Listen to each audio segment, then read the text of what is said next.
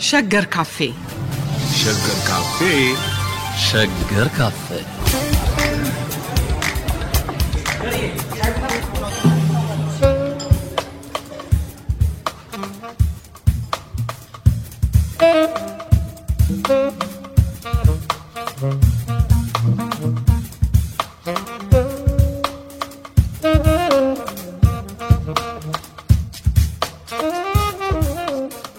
ጤና ይስጥልን አድማጮቻችን በሸገር ካፌ ባንደኛው ጠረጴዛ ላይ ነን። እስቲ የዛሬውን ውይይት ራሳችንን በመጠየቅ እንጀምር።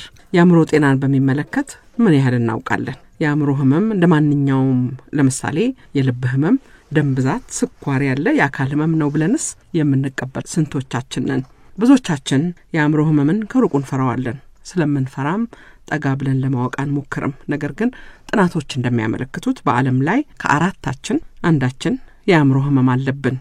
ስለዚህ እኛንም ጨምሮ በዓለማችን በሚሊዮን የሚቆጠሩ ሰዎች አጠገባችን በድብርት በጭንቀትና ሌላም የአእምሮ ህመም ውስጥ ይኖራሉ።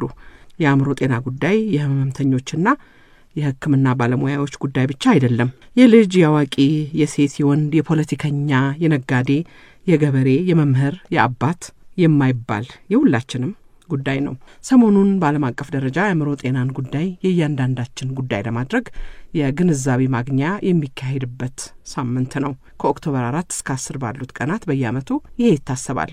ይሄ ሰሞነኛ ጉዳይ የዛሬ የሸገር ካፌ የመወያያ ጉዳያችን ነው። ለዚህም እንግዶች ጋብዘናል። ፕሮፌሰር አታላይ ዓለም ከአእምሮ ጤና እንክብካቤ ማህበር ደግሞ የቦርድ አባል ወይዘሮ ፍሬህይወት ሞገስ፣ እንደዚሁም የአእምሮ ጤና እንክብካቤ ማህበር አባል ወይዘሮ አዳሚቱ አድማሱ እዚህ ሸገር ካፌ ይገኛሉ።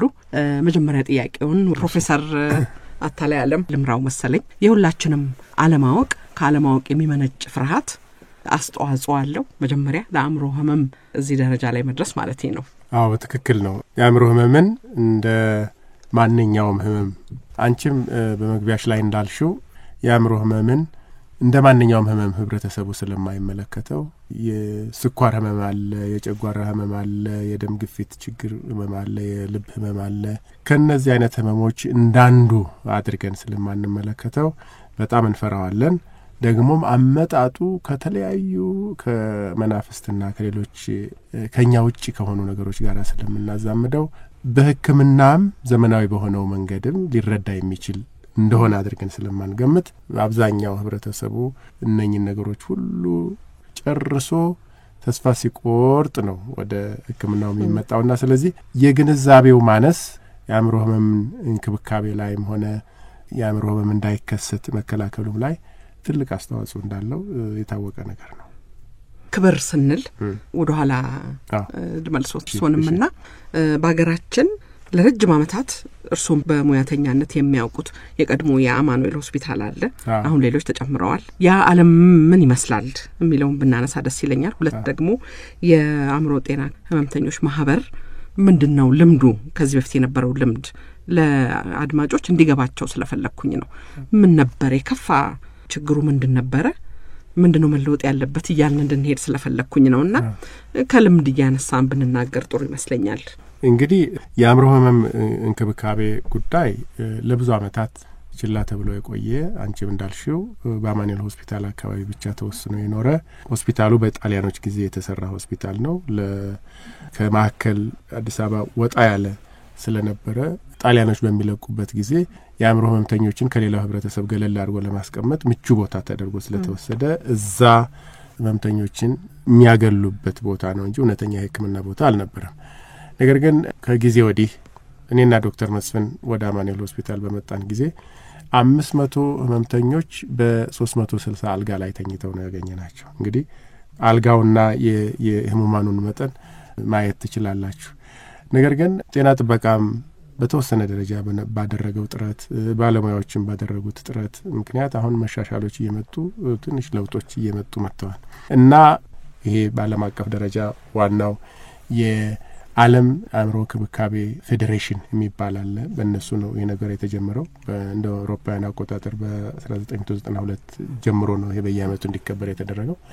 ዋናው ደግሞ ቀኑ የሚከበርበት ዋናው ዓላማ በህብረተሰቡ ዘንድ ትክክለኛውን ግንዛቤ ለመፍጠር እውቀት እንዲኖር ለማድረግ እና ለአእምሮ ህመምተኞች ትክክለኛ የሆነው አመለካከትና እንክብካቤ እንዲደረግ በመንግስትም ዘንድ በህብረተሰቡ ዘንድ በቤተሰብ ዘንድ ትክክለኛውን ግንዛቤ ለመፍጠር ተብሎ የሚደረግ በዓል ነው። በየዓመቱ የሚደረግበት ምክንያቱም እሱ ነው። ከማህበሩ ደግሞ ማህበሩ ያሉት ችግሮች ምንድናቸው? መቀየር ያለባቸው ነገሮች ምንድናቸው? በቤተሰብ በኩል ያሉት ችግሮች ምንድናቸው? እርግጥ በመንግስት በኩል የሚያስፈልገው ነገር ኮሚትመንት አንዱ ይመስለኛል። ጥሩ በጀት መመደብ ነው፣ ጥሩ ፋሲሊቲዎችን ማዘጋጀት ነው። እነዚህም ገና እንደው ብዙ ተሰራባቸው በቂ ነው የምንለው አይመስለኝም። እርግጥ ያ እንዳለ ሆኖ በእናንተ ማህበርስ በኩል እንደው እናንተም አንዳንድ ሀሳብ እንድትሰጡ ፈልጌ ነው። እንግዲህ ይሄ ማህበር ከ1995 እንደ ኢትዮጵያ አቆጣጠር በአንድ 7 ግለሰቦች በእነሱ አነሳሽነት ነው የተቋቋመው። ከተቋቋመ ጊዜ ጀምሮ በጣም ብዙ ስራዎች ተሰርተዋል ብዬ እገምታለሁ።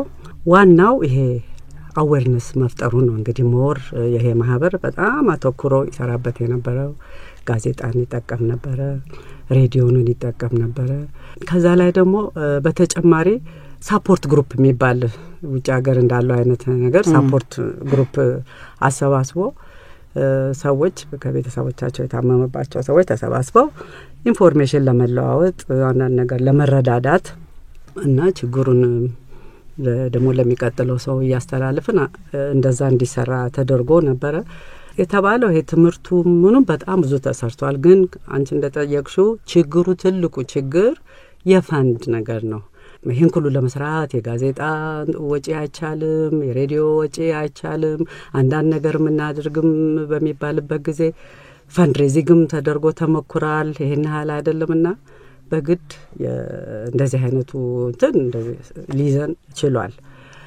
በተረፈ ግን ኢቨን ዞ ይሄም እንኳን እያለ ብዙ ስራ ብዙ ነገር ተከናውኗል ተብሎ ይገመታል። ወደፊትም እንግዲህ ያው አልቆ አዳዲስ ሰዎች ተመርጠው አሁን በተቻለን መጠን አንዳንድ ባለሀብቶችንም እንደዚህ እንትን እያደረግን አስፍተን ለመስራት ይሄን አዌርነስ አስፍተን ለህብረተሰቡ እንዲቀርብ ለቤተሰብም ጭምር። ቤተሰቡ እኮ ልጁ ሲታመምበት መጀመሪያ እንደዚህ ነው ብሎ ማያውቀውም፣ ይሄ መሆኑንም ማያውቀውም። ከቱም አዌርነስ ላይ ጎርምሶ ነው ጎረምስና ነው ተብሎ የሚደበደብ አለ፣ እስር ቤት የሚገባ አለ ምናምንና ከዛ በዚህ መሀል ነገሩ የረዘመ ሄድና ሐኪምም ሳያገኝ እየባሰበት ይሄዳል። ይሄ ትልቅ ትምህርት የሚጠይቅ ነገር ነው። ቤተሰብን በጓዳ ተቆልፎባቸው በመስኮት ምግብ እየተወረወረላቸው ታስረው ያሉ ብዙ አሉ። እንደ ፍረት ከሰማይ እንደወጣ እግዚአብሔር እንደሰጠው ቁጣ ተደርጎ ታይቶ ያም ይሄም ሁሉ የግንዛቤ እጦት ነው ተብሎ ነው የሚገመተውና ያንን በጣም በሰፊው መስራት መቻል አለብን። ይሄ ማህበር ብቻ ሳይሆን ሌሎችም በመንግስትም በኩል ሚዲያውም ሬዲዮም ተባብሮ ይሄንን በጣም እንትን ማድረግ ይኖርበታል እና ይሄ በተለይ አዌርነሱ በጣም እንዲሰራበት የሚያስፈልግ ነገር ይመስለኛል። ከድሮ አሁን ትንሽ የተሻለ ነገር ያለ ይመስላል። በመንግስትም በኩል ትኩረት ስለተሰጠው ሰውም ትንሽ ወጣ አድርጎ ቤተሰቡን ወደ ሐኪም የመውሰድ ሐኪም የማማከር እንትን ያለ ይመስላል ልምዱ። ግን ስቲል በቂ አይደለም። የተማሩ ትልልቅ ሰዎች ናቸው በር ቆልፈው አስቀምጠው እንደ ፍረት አድርገው አይተው ይሄንን ነገር ወጣ አድርገው ለሐኪም እንትን ለማለት ያባፍና ትምህርቱ በጣም በብዛት መቀጠል አለበት። እንደተባለው አሁን እዚህ የተጀመረው የጠበሉ እንትን ቀላል አይደለም። ምክንያቱም ብዙ ሰው ጠበል ነው ይዘው የሚሄደው እና ጠበሉ ጋራ መድኃኒቱን መውሰድ በቤተሰብም ይሄ ታምኖበት መደረጉ ቀላል ነገር አይደለም። አጥማቂዎቹም ቤተክርስቲያን ካህናቱም ምኑም በዚህ አምኖ ትሬኒንግ ተሰጥቶት አሁን እሱ ብዙ ጊዜ ትሬኒንግ ተሰጥቷቸዋል።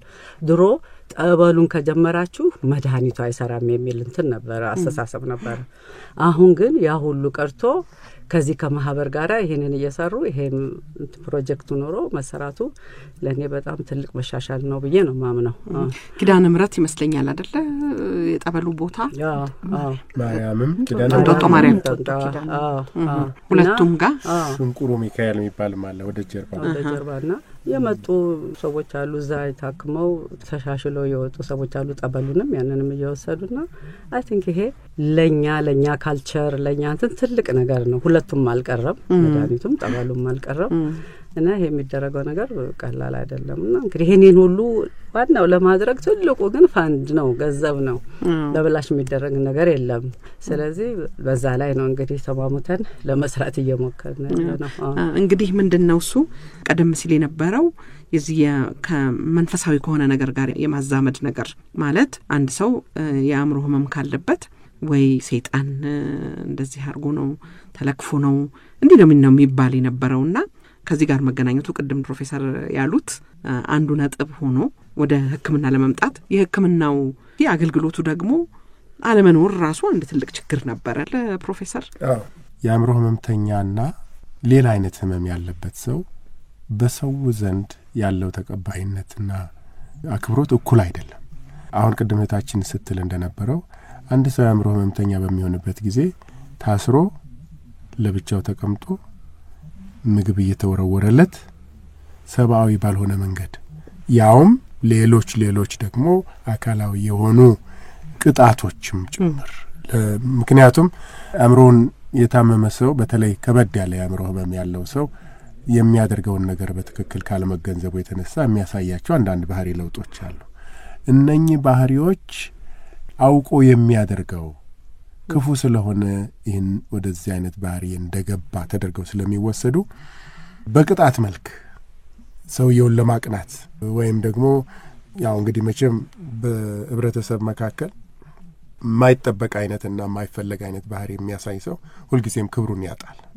ሁላችንም እንደምናውቀው መጠጥቶ በመጠጡ ኃይል ምክንያት ሲወላገድ አንዳንድ ነገር ሲያደርግ የምናየውን ሰው ነገ ክብር አንሰጠው ልክ እንደዚሁ ሁሉ የአእምሮ ህመምተኞችም ከህመም የተነሳ ከነሱ ቁጥጥር ውጪ በሆነ ምክንያት እንዲህ አይነት ባህሪ ማሳያታቸው እንደሆነ ግንዛቤው ካለመኖሩ የተነሳ ክብር ይነፈጋቸዋል አስፈላጊው አይነት እንክብካቤ አይሰጣቸውም በእድሜያቸውም ሆነ ባላቸው ሰብአዊነታቸው ሊሰጣቸው የሚገባው ክብር ሳይሰጣቸው ቀርቶ በጣም መቀመጫም ሲሰጥ ሰውም ቤት ሲመጣ ውስጥ ይደበቃሉ ይሸሸጋሉ ሌላ ቦታ እንዲቀመጡ ይደረጋሉ ምግብን በሚታደልበት ጊዜ መጨረሻውን ወይም እንደው ከሰው የተረፈውን ነገር ለመስጠት ፍላጎቱና ዝንባሌው ያለው እንደዛ ነው እና ሰው አእምሮውን ስለታመመ ሰውነቱ እንደተቀየረ ሰብአዊነቱ እንደለቀቀው ተደርጎ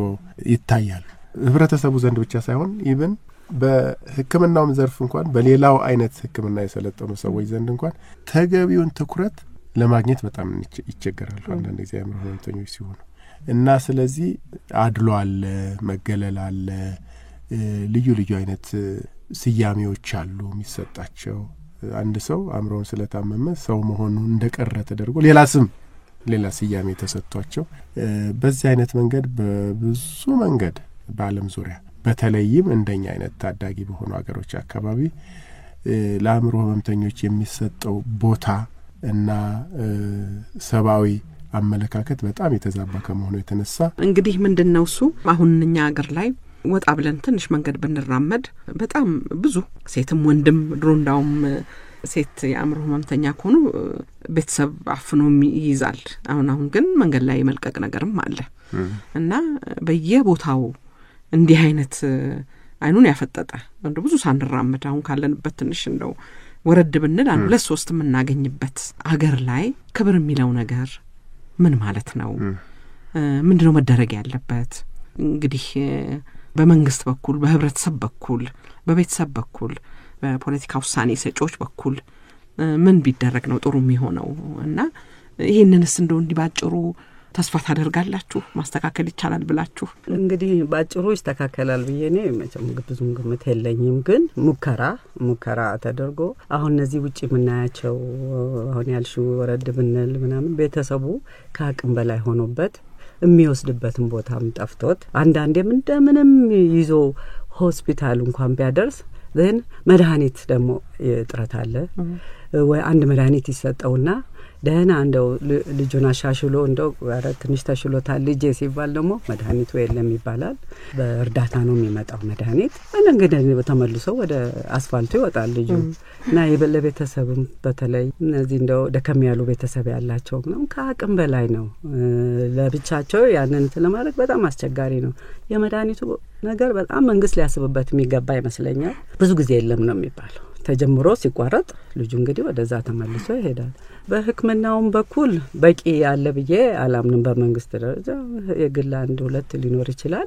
ያ ደግሞ ዝቅተኛ ቤተሰቦች እዛ ሄዶ ለማሳከም አፎርድ አያደርጉም። እንደሱ አይነት እየተባለ እየተረዳዳን ካልሆነ እንዲህ በቀል ደግሞ በየጊዜው እየበዛ ነው ሄደ ስታዩ መንገድ ላይ በየቤቱ ቤቱ ይቁጠረው ያው ተደብቆ ስለሚቀመጥ ብዙም ሰው ስለማይናገረው እንጂ እየበዛ ነው ሄደውና በመንግስትም በህብረተሰብም በባለ ሀብቶችም በኩል ሆስፒታል የሌላ በሽታ ሆስፒታል በየጊዜው ሲከፈት እናያለን አይደለም። እንደው ረከስ ባለ መንገድ ሰውንም በመርዳት እንደዚህ አይነት ነገር ካልተጀመረ በስተቀር እንድቻውን ባለችው ሁኔታ የትም የምንደርስ አይመስለኝም። ወይዘሮ አዳሚቱ ብዙ ብለውታልና ሙር ትኩረት ያልተሰጠው በአገራችን ውስጥ አሁን እያየ ያለሁት የአእምሮ በሽተኛ ሕክምና ያው እነሱ እንዳሉት የለም እጥረት አለ። ከጥረት አንደኛ ያ ሰው በአእምሮ ተጎድቷል፣ ቤተሰብ ተጎድቷል፣ ኢኮኖሚካሊ ተጎድቷል፣ ፊዚካሊ ተጎድቷል ያ በሽተኛ። እንደገና ደግሞ በተጨማሪ ከቤተሰብ ይጀምራል ያ ነገር በቃ በርደኑም የተነሳ ካለበት ጭንቅ የተነሳ አንድን ሌላ ኦርጋኒክ ዲዚዝ ያለውንና የአእምሮን በሽተኛ ማስታመም በጣም ከባድ ነው። አሁን እኔ እንግዲህ አስተማሚ ስለሆንኩ ነው ይሄን የምናገረው። መቼም የተጎዳ ነው ቁስል ያለው ነው ስለዛ ማውራት የሚችለውና ከቤተሰብ ይጀምራል ያ ነገር። ሲጀመር መጀመሪያ አይታወቅም በሽታቸው። ከዛ እኛ ሳናቀላቸው ለምሳሌ የኔ በሽተኛ ጎረምሳ ነው ጎረምሰ እየተባለ በጣም ጎድተነዋል እኛ። ምክንያቱም ኦሎፌሰደን ቀስ እያለ ነው የሚሆነው የተለወጠ ባህሪ ስታይ እንደዚህ ከዛ ለማስተካከል ተሞክራለሽ ጎረምሰት ያለሽ እንዲህ እየተጎዱ መጥተው እንደገና ደግሞ ከታወቀላቸው በኋላ ያው እንደተባለው ድሮ አማኑኤል ሆስፒታል ነው የነበረው። አማኑኤል ሆስፒታልም ያው ለመሄድም ስሙን ለመጥራትም የሚያስፈራ አይነት ነገር ነው የነበረው በጣም። እኔ አሁን ብዙ ጊዜ አማኑኤል ሆስፒታል ወንድሜን ስላስታመምኩት አማኑኤል ሚል እንትን ሲጠራ እንኳን ደስተኛ አይደለሁም። ለምን እዛ ያለው ነገር ሞር ይጎዳል። አገሪቷም ካለባት ችግር ከግንዛቤም ችግር የተነሳ ሞር እየተጎዱ ነው የወጡት።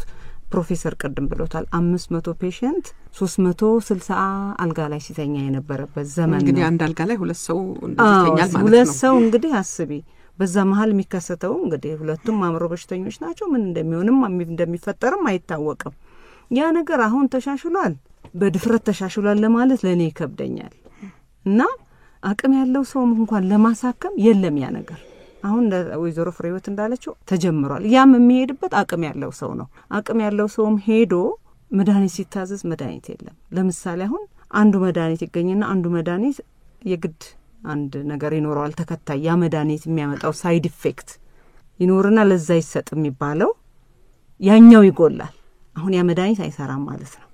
አትሰጪውም ያ ሳይድ ኢፌክት ስላለው። ስለዚህ አሁን ሊሆን የሚገባው ሶሻል ቫልዩ ካጡት እንነሳና ይሄ እብድ የሚባለው ቋንቋ ራሱ በጣም የአእምሮ በሽተኛ እንኳን የሚል የለም። ከሱ ይጀምራል የአእምሮ በሽተኛ ያቃል እኮ አንዳንድ ቀን የተወሰነ ደቂቃ እንኳን ያቃል ያ በሽተኛ። መቼም ስላየሁት ነው እኔ በቤተሰብ ውስጥ አሁን ሞር ቫልዩ አይሰጣቸውም። እንደተባለው 6 ልጅ ካለው 5ቱን ነው የሚያቀርበው። ሴት ሙቱን ያ ደበቅ ይደረጋል። ያ ጭንቅ ያለበት ነገና ደግሞ የመድኃኒት ችግር አለበት። ያ ነገር ቢሻሻልና መንግስት ሞር ትኩረት ሰጥቶት አሁን ጀምሯል ጅማሬ አለ። የቱን ያህል ሄደ ሁሉም የሚታይ ነገር ነው።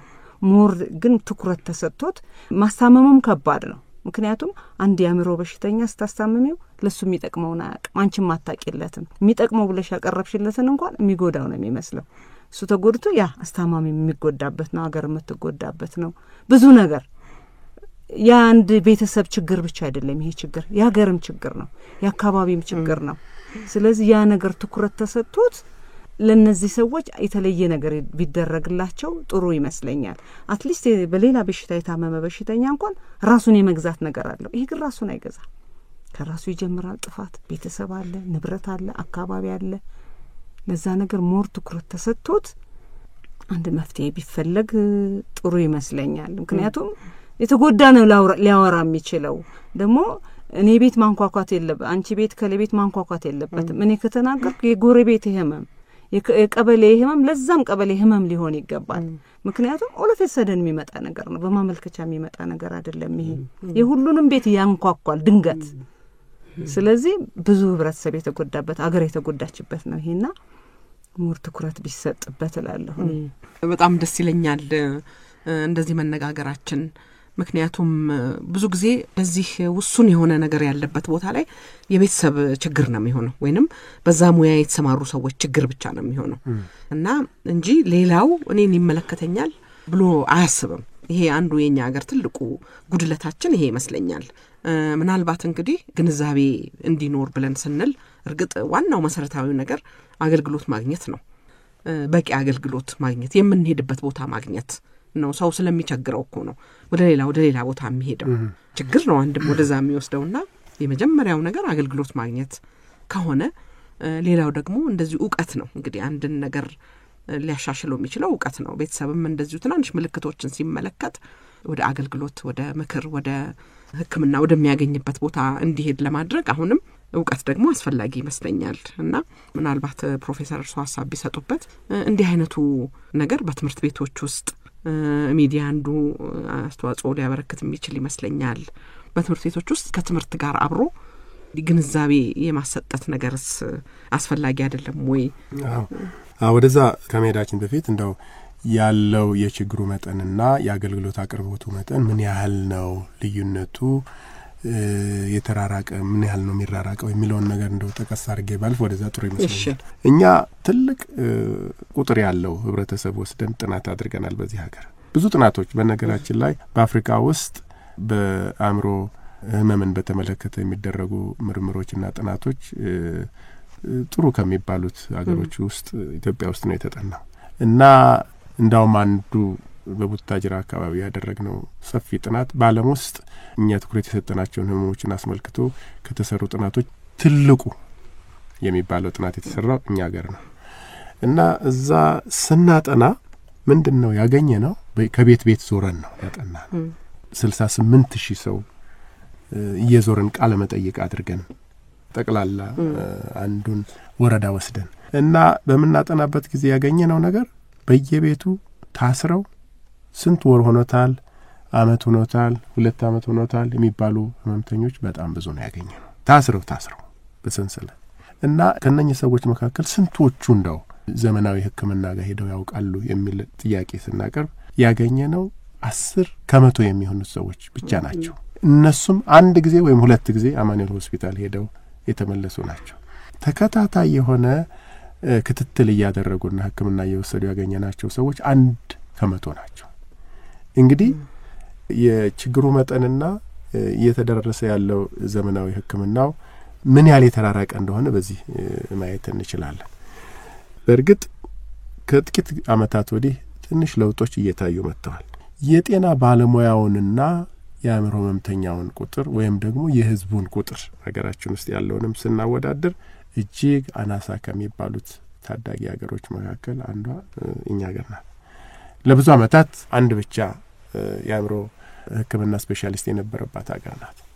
አሁን ትንሽ ሻል ይለዋል። እኛ ራሳችን ሐኪሞችን እዚህ ማሰልጠን ጀምረናል። ሳይኪያትሪ ነርሶችን ማሰልጠን ቆይተናል ከጀመርን። እሱ በጣም ትልቅ እርዳታ ያድርጓል በሀገራችን ውስጥ። ሌሎቹን በማስተርስ ደረጃ ማሰልጠን ተጀምሯል። ከዚህ የተነሳ አሁን ቁጥራችን ትንሽ በርከት ወደ ማለት መጥቷል። ግን ካለው የህዝብ እድገት ጋር ስንመለከተው አሁንም በጣም ወደታች ወረደ ነው። አንዱ ነገር እንደው ከትኩረት አቅጣጫ በመንግስት ዘንድም ያለው ኃላፊነት ወይም በህብረተሰቡም ዘንድ የሚባለው ነገር እኔ እንደው ሚዲያውም ሊረዳን የሚገባው ነገር ብዬ የማስበው አንድ ነገር ምንድነው? አሁን ለምሳሌ ጉዳትን በተመለከተ ወይም ደግሞ ጫናን በተመለከተ በእንግሊዝኛ ግሎባል በርደን ኦፍ ዲዚዝ የሚባል ነገር አለ። እሱን በተመለከተ ትልቁን ጫና የሚያበረክተው የአእምሮ ህመም ነው በዓለም ደረጃ። በተለይም እንደኛ አይነት ዝቅተኛና ገቢ ባላቸው ሀገሮችና መካከለኛ ገቢ ባላቸው ሀገሮች ውስጥ ይሄ ደግሞ ከፍተኛው ነው። ይሄ ጫና የምንለው ነገር ደግሞ እንዴት ነው የሚመዘነው፣ በምንድን ነው የሚለካው የሚባለው ነገር በቤተሰቡ ላይ እና በህብረተሰቡ ላይ የሚያሳድረው ስነ ልቦናዊ ጫና፣ አእምሮ ህመምተኛ በሚኖርበት ጊዜ ኢኮኖሚ ጫና፣ አንድ ሰው ቤተሰቡን የሚመራ ለቤተሰቡ ዋና የገቢ ምንጭ የነበረ ሰው በሚታመምበት ጊዜ አንደኛ እሱ ሊያስገኝ የነበረው ገቢ ይቋረጣል። ሁለተኛ እሱን ለመንከባከብና ለማሳከም የሚወጣው ገቢ በቤተሰብ ላይ የሚያመጣው ኢኮኖሚ ጫና ከባድ ነው። ደግሞም ህብረተሰባዊ የሆነ ጫናው ከባድ ነው። ቅድም እንዳልነው መደበቅ፣ ማሰር፣ ሰዎች እንዳያዩት እንደዚህ ማለት ይሄ ምክንያቱም ካድሎና ከመገለል ጋር በተገናኘ መልኩ እና ይሄ ነገር ደግሞ እስከ መቼ ነው ይያለም ደግሞ ቤተሰቡ ላይ የሚያመጣው የስነ ልቦና ጫና እጅግ ከፍተኛ ነው። ሁኔታው ሆኖ ሳለ ስለ አእምሮ ህመም ጫና ብዙ አይነገርም። አሁን ለምሳሌ የአካል ጉዳተኞች ማህበር አለ በኢትዮጵያ ውስጥ። የአካል ጉዳተኞች ማህበር ጥሩ ነው መኖሩ፣ በጣም የሚደገፍ ነገር ነው። እኛ ሁላችን የምንደግፈው ነገር ነው። ሰው ደግሞ አካል ብቻ አይደለም። አካልን እኛን ማንነታችንን ማን ያደረገን ውስጣችን ያለው ነገር ነው እንጂ አሁን የምናየው እጅግራችን አይደለም። እኛን ማን ሰው ያደረገን ከሌሎች እንስሳት ከሌሎች ፍጥረታት ልዩ ያደረገን አእምሮአችን ነው፣ ውስጣችን ያለው ነገር ነው። እሱ በሚጎዳበት ጊዜ የአእምሮ ጉዳተኞች ማህበር የለም። ለምሳሌ አሁን ይሄ ምንድነው የሚያሳየው? በቀጥታ እኛ በህብረተሰቡ ዘንድ ያለው አስተሳሰብ ወይም በመንግስትም ዘንድ በሌላውም ዘንድ እኛ አካል ብቻ ነን፣ ግን አይደለም። እውነታው ደግሞ እንደውም አካላችንን ትክክለኛ ተግባሩን እንኳን እንዲያከናውን የሚቆጣጠረውና ምሪት የሚሰጠው አእምሮአችን ነው። አእምሮአችን ሲጎዳ የሚገባውን ትኩረት አልተሰጠው።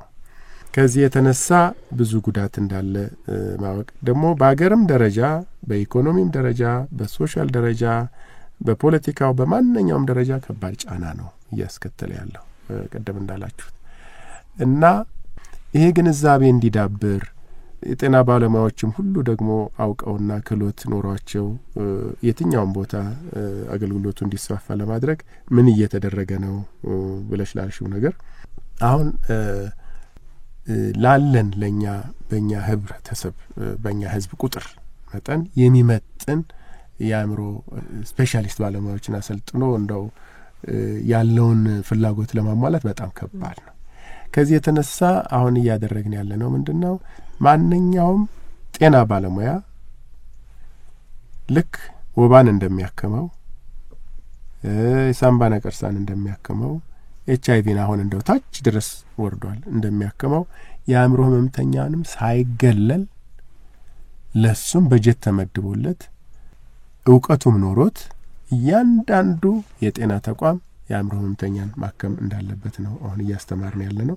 በሁሉም ካሪኩለም ውስጥ ገብቶ ስለ አእምሮ ህመምና ህክምናው ትምህርት እንዲሰጥ ጥረት እየተደረገ ነው ያለው ከጤና ኤክስቴንሽን ጀምሮ። ጤና ጥበቃም በዚህ በኩል አሁን እያሳየ ያለው ፍላጎትና ጥረት የተሻለ ነው ከቀደሙት ዓመታት። ሆኖም ግን የሚገባውን ትኩረት ገና አልተሰጠም ብለን ነው ምናምነው እኛ። አንድም ክብር የምንለው ነገር ትክክለኛ እነኚህ ሰዎች ናቸው፣ ዜጎች ናቸው። በአገሪቷ ውስጥ ያለው የትኛውንም አይነት ጥቅም ልክ ከሌሎች ሰዎች ጋር የመጋራት መብት አላቸው። ስለዚህ ቅድም እነሱ እንዳሉት መድኃኒት አንዳንድ ጊዜ ይጠፋል፣ በአገር ደረጃ ይጠፋል እና በአገር ደረጃ ይጠፋል። አንድ ደግሞ የሚገኘውም በእርግጥ የተወሰነ አይነት መድኃኒት ነው። ለዛውም ለአንድ ህመምተኛችን አንዱ ይሆናል ካሉት መድኃኒቶች ሁሉ የሚስማማው እሱ ተስማምቶታል። አሁን ተስፋ አገኘ ብለን ያው መቼም ከቤተሰብና ከወላጅ ቀጥሎ ምን ይቸገረው ባለሙያዎቹ ነች እና ደስ ብሎን በቃ አሁን ይሄ ጥሩ እየረዳው ነው ምናምን ብለን ተስፋ አድርገን ተረጋጋ ተብሎ ተስፋ እየተደረገ አሁንም ቀጣይነት ባለው መልክ መድኃኒቱ ይገኛል ተብለን ተስፋ ስናደርግ በድንገት መድኃኒቱ የለም ይባላል። ይሄ የመንግስት ኃላፊነት ነው እና ይህንን ደግሞ ለመንግስትም ትክክለኛውን ግንዛቤ ለማስጨበጥ ሚዲያውም ሊያግዘን ይገባል። ባለሙያውም መተባበር አለበት።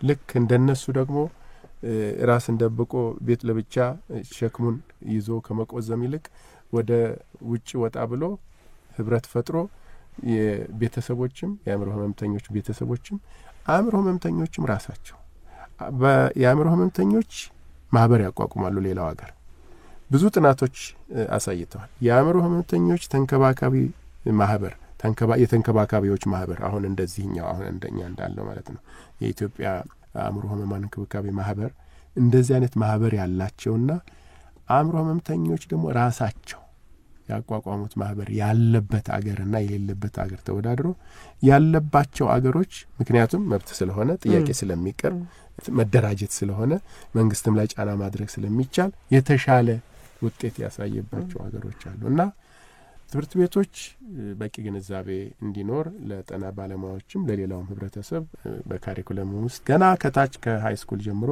ካሪኩለም ውስጥ ገብቶ ስለዚህ ጉዳይ በቂው ግንዛቤ ሊሰጥ ይገባዋል። መንግስትም የሚገባውን በጀት በመመደብ የሚገባውን ያህል የሰው ኃይል በማሰልጠን እነኚህ ሰዎች ይህን በማድረጉ ደግሞ አገር ነች የምትጠቀመው። ቀደም ብሎ ቢታከሙ ሰዎች የመዳን እድላቸው እየጨመረ ነው የሚሆነው። እየቆዩ በሄደ መጠን የመዳንና ተመልሰው ወደ ስራቸው ወደ ተግባራቸው የመሰማራታቸው እድል እየቀነሰ ስለሚሄድ መንግስትም በዚህ ዙሪያ ከባድ ትኩረት እንዲያደርግ ያስፈልገዋል።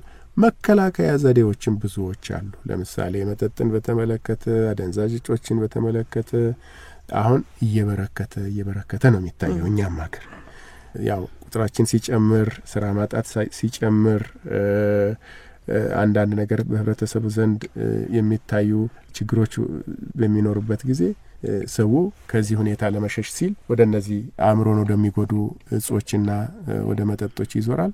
እሱ ደግሞ ለአእምሮ ህመም ከሚያጋልጡ ዋና ምክንያቶች አንዱ ነው። ይሄ ሁሉ ተዳምሮ በአገር ደረጃ ትልቅ ዘመቻ መደረግ ያለበት ነገር ነው ብዬ ነው ማስበው።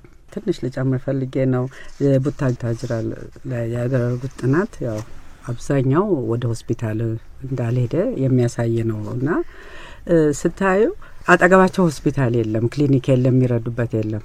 መጥተው አማኑኤል ነው ልጁን ወይም ልጅቷን ይዘው የሚመጡት። እንግዲህ ያለው ችግር ያው ይዘው ለመምጣት ችግር ነውና እዛ ሲደርሱ ደግሞ መተኛት አለበት ይባላል። ከዛስ አልጋ የለም ይባላል። ያንን ሰው ይዞ አልጋ የሚፈለግ ድረስ ሆቴል ምናምን አልቤርጎ እዛ አካባቢ ቁጭ ብሎ ከዚህ በሽተኛ ጋር ሲታገሉ ምንም ሳይሆንላቸው ተመልሰው ይሄዳሉ። ስለዚህ ያለኝ አማራጭ አስሬ ማስቀመጥ ነው የሚል ነው። ግን በየአካባቢው እንኳን እንደው በትንሹ አይደለም ወይ ክሊኒክም ምንም እንደዚህ እርዳታ የሚያገኙበት ቦታ በየአካባቢው ቢከፈት ከዚህ ሁሉ ችግር ስለሚሉ ልጆቻቸውን ወደ ጤና ጣቢያ ለመውሰድ ይላሉ። ግን ይዘው አማኑኤል መጣው አልጋ የለም ተብሎ ያለቻቸውን ጥሪት በዚህ በአልቤርጎና በእንትን ጨርሰው የሚመለሱ ብዙ አሉ። ስለዚህ ይሄ ራሱ የሕክምናውም የመስፋፋትም እንትን እንዳለበት የሚያሳይ ነገር ነው ብዬ ነው እዚህ ላይ ለመጨመር ብዬ እንጂ መሄድ ቢፈልጉ ችግሩ ትልቅ ነው ማለት ነው። በነገራችን ላይ አልቤርጎም ማግኘት ቀላል አይደለም። እዛ አካባቢ መሆኑ አይደለም። እንደዚህ አይነት ባህሪ ያላቸው ሰዎች ታስረው ምን ያሉ ሰዎችን አልቤርጎችም የማይቀበሏቸው ጊዜ ነበረ እና አሁን እኛ በእርግጥ ወይዘሮ ፍሬ ህይወት እንዳልሽው እንደሱ ለማድረግ አሁን ብዙ ጥረት እየተደረገ ነው። ድሮ አማኑኤል ሆስፒታል ብቻ በነበረ ጊዜ ከየትኛውም ክፍለ ሀገር እዚህ ብቻ ነበር የሚመጡት እና ታስረው ነው ለብዙ ዘመናት ቆይተው ነው ብለው ነው ይመጣሉ። አልጋ ሲባል አልጋ የለም እንላቸዋለን። አልጋ የለም ስንላቸው የት ይቆዩ? ተራ ጠብቀው ነው አልጋ የሚያገኙት። ስለዚህ አውቶቡስ ፌርማታ ላይ የሚያድሩበት ጊዜ ነበር። አውቶቡስ ፌርማታ ላይ እያደሩ አልጋ የሚጠብቁበት ጊዜ ዘመን አልፏል። አሁን በርግጥ እንደሱ አይነት ነገር ብዙ የለም። ለምንድን ነው የሌለው? በክፍለ ሀገሮችም ስርጭቱ የተሻለ ነው። እኛ በተለይ አሁን የአእምሮ ሐኪሞችን ማሰልጠን ከጀመርን ወዲህ ከአዲስ አበባ ውጪ አንድ 5 የሚሆኑ ሆስፒታሎች በስፔሻሊስቶች የሚመራ የአእምሮ ሕክምና አገልግሎት እየተሰጠ ነው። በአገራችን በቂ ስፔሻሊስቶችን አሰልጥኖ ፍላጎትን ማሟላት ስለማይቻል ሳይኪያትሪ ነርሶችን የአእምሮ ሕክምና ነርሶችን አሰልጥነን ወደ 56 የሚሆኑ በክፍለ ሀገር ያሉ ሆስፒታሎች ላይ አሰማርተን ትልቅ እርዳታ ነው የተደረገው። አሁን ግን እያልን ያለ ነው እኛ እሱም በቂ ስላይደለ ከጤና ኤክስቴንሽን ጀምሮ ልክ ለሌላው እንደሚደረገው እንክብካቤ ከዛ ጀምሮ እስከ ማንኛውም ትልቅ የተባለው ሬፈራል ሆስፒታል ድረስ በየደረጃው ሕክምና መስጠት አለበት ብለን ነው ምናለው እና ይሄንን ለማድረግ መንግስትም በቂ ትኩረት ሊሰጠው ይገባል። በርግጥ በመንግስትም በኩል ስትራቴጂ ወጥቷል። የአእምሮ ሕክምናን እንዴት ማስፋፋት አለብን፣ መከላከሉንስ እንዴት ማድረግ አለብን፣ በሚል ስትራቴጂ ወጥቷል። ስትራቴጂውም የሚለው ከታች ቀደም ካልኩ ከሄልዝ ኤክስቴንሽን ሰራተኞች ጀምሮ እስከ የትኛውም ደረጃ ድረስ ሕክምናው መስጠት አለበት የሚል ነው ያለው። ግን ከዚህም የተነሳ ስፔሻሊስት ያልሆኑ ሰዎችን አሰልጥኖ ከጤና ጣቢያ ጀምሮ ሕክምናው ለመስጠት ጥረት እያደረገ ነው ጤና ጥበቃ ያለው አሁን። እሱ በጣም እናመሰግነው ጉዳይ ነው። ግን ሆኖም የሚገባው ደረጃ ላይ ገና አልመጣም። መዋቅሩ አለ እኮ አይደል እንዴ? መዋቅሩ አለ፣ የጤና መዋቅሩ አለ፣ የጤና መዋቅሩ አለ። ቅድም እንዳልኩት የጤና መዋቅሩም ቢኖር ተግባራዊ ለማድረግ በጽሁፍ በፖሊሲ በስትራቴጂ ደረጃ ተጽፎ በዶክመንት ደረጃ የተቀመጠውን ነገር ተግባራዊ አድርጎ ለእያንዳንዱ ህመምተኛ ተደራሽ በሚሆን መልኩ ገና ወደ ታች አልወረደም። የመድኃኒቱን ጉዳይ በሚመለከት አንድ እንግዲህ ወሬ እንደሰማሁት ነው። አንድ ከውጭ የመጣ ሐኪም በቀላሉ ኢትዮጵያ ውስጥ ስም ጠቅሶ ይህን መድኃኒት ወስደው በሰላም ስራቸው መስራት የሚችሉ ሰዎች መንገድ ላይ ይታያሉ። ቀላል በሆነ መድኃኒት መዳን ሲችሉ ያን ማድረግ አቅቷችሁ መንገድ ላይ ራሳቸውን ስተው ይታያሉ ብሎ ተናገረ ሲባል ሰምቻለሁ። ፕሮዛክ የሚባል መድኃኒት አለ።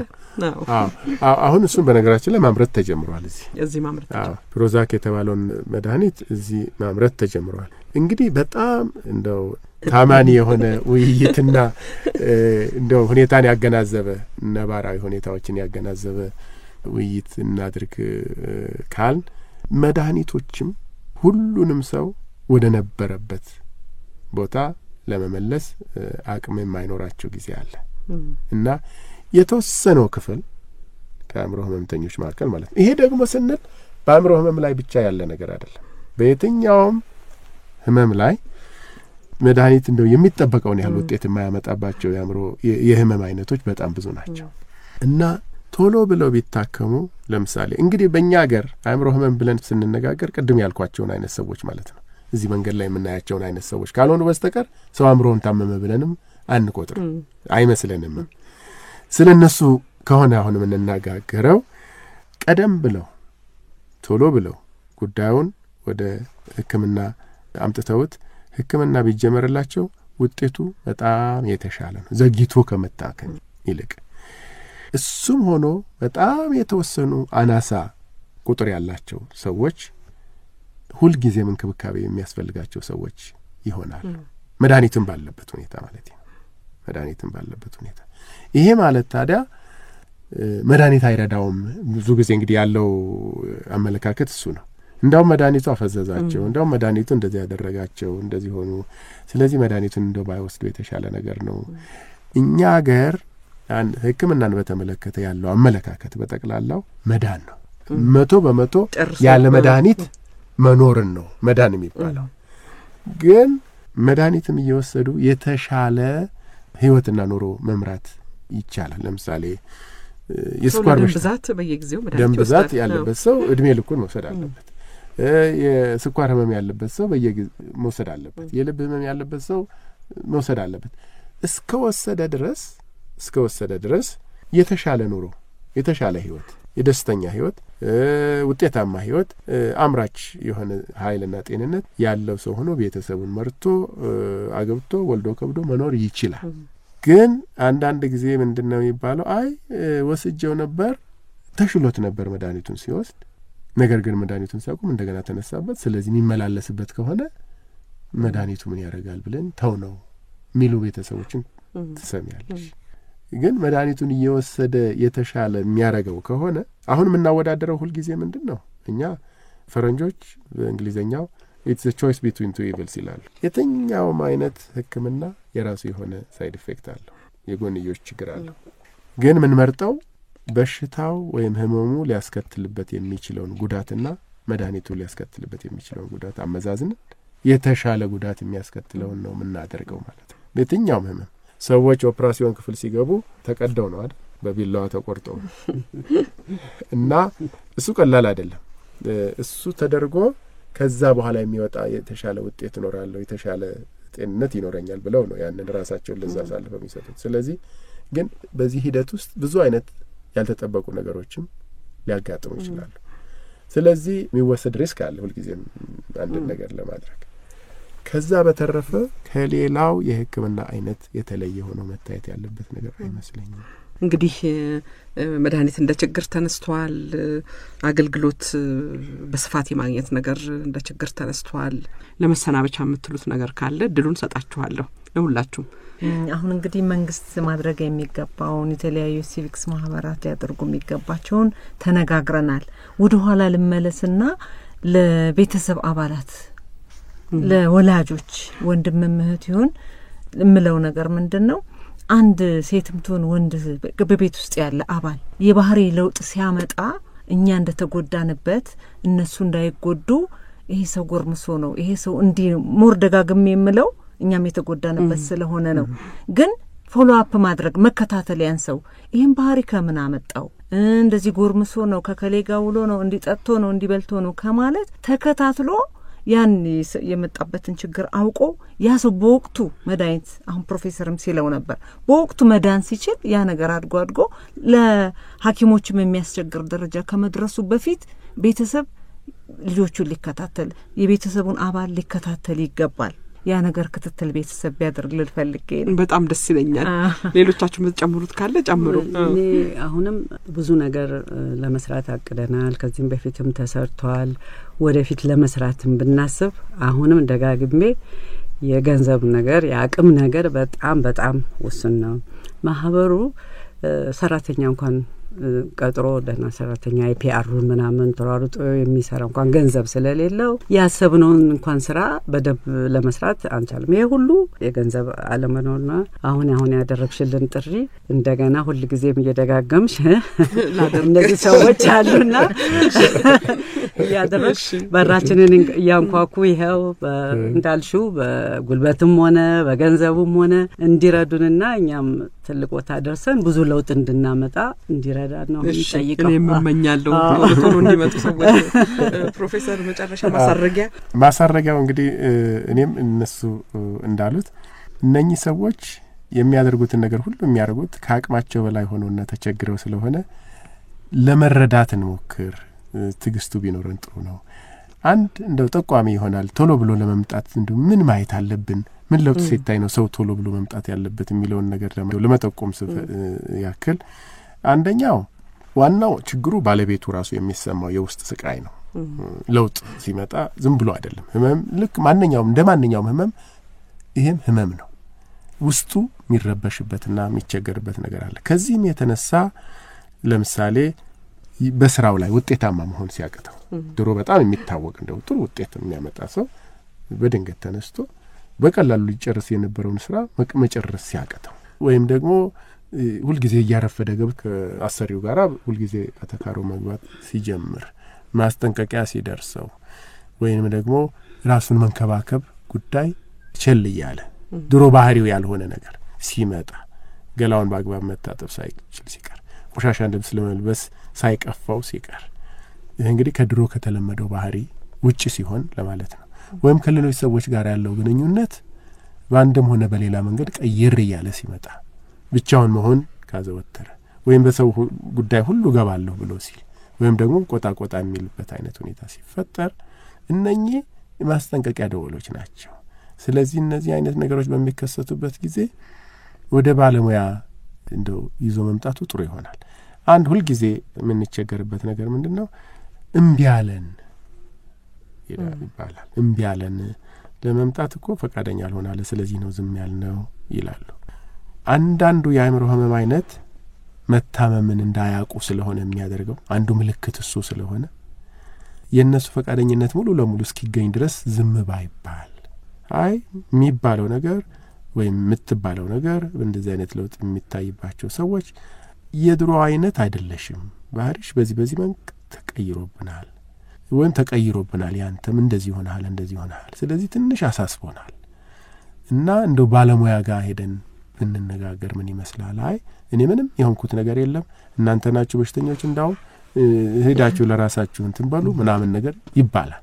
ይሄ በሚባልበት ጊዜ ጥሩ እኛም ስተተኞች ከሆን እኮ እንታረማለን ግን ባለሙያ ጋር ሄደን እንደው እስቲ የሚለንን ነገር ብንሰማ ተብሎ ጥረት ቢደረግ ይሄ ሁሉም ተደርጎ ማይቻል ደረጃ ከደረሰ አይ እንግዲህ እኛ ዝም ብሎ ማየት አይፈቅድልንም ህሊናችን የሞራል ግዴታ አለብን የወላጅነት የዝምድና የቤተሰብነት ችግር እንትን አለብን ዝም ብለን ማየት አንችልም ጥሩ ነገር መወሰን የምትችልበት ደረጃ ላይ ያለ አይመስለንም ስለዚህ እንደው ተጭነንህም ቢሆን ልንወስድሽ እንገደዳለን ብሎ ይዞ መሄዱ በጣም ጥሩ ይሆናል ያስባለሁ እና ስር ሰዶ ችግር ውስጥ እንደው መጨረሻ ላይ ህክምናው ማይረዳበት ደረጃ ከመድረስ በፊት ይሄን ማድረጉ ጥሩ ነው ብዬላለሁ ሸገር ሬዲዮ ጣቢያን በጣም ላመሰግን ፈልጋለሁ ይሄን እድል ስለሰጠን እኔም እንደዚሁ የተከበራችሁ አድማጮቻችን የአእምሮ ጤናን ምክንያት በማድረግ የግንዛቤ ማስጨበጫ ፕሮግራም አስተያየት እንዲሰጡን ሐሳባቸውን እንዲያካፍሉን ዛሬ እዚህ ጋበዝናቸው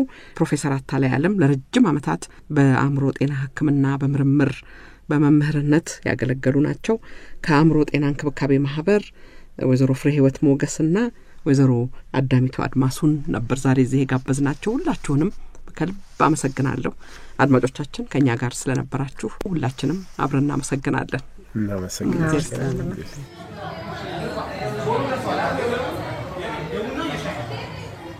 ሸገር ካፌ ሸገር ካፌ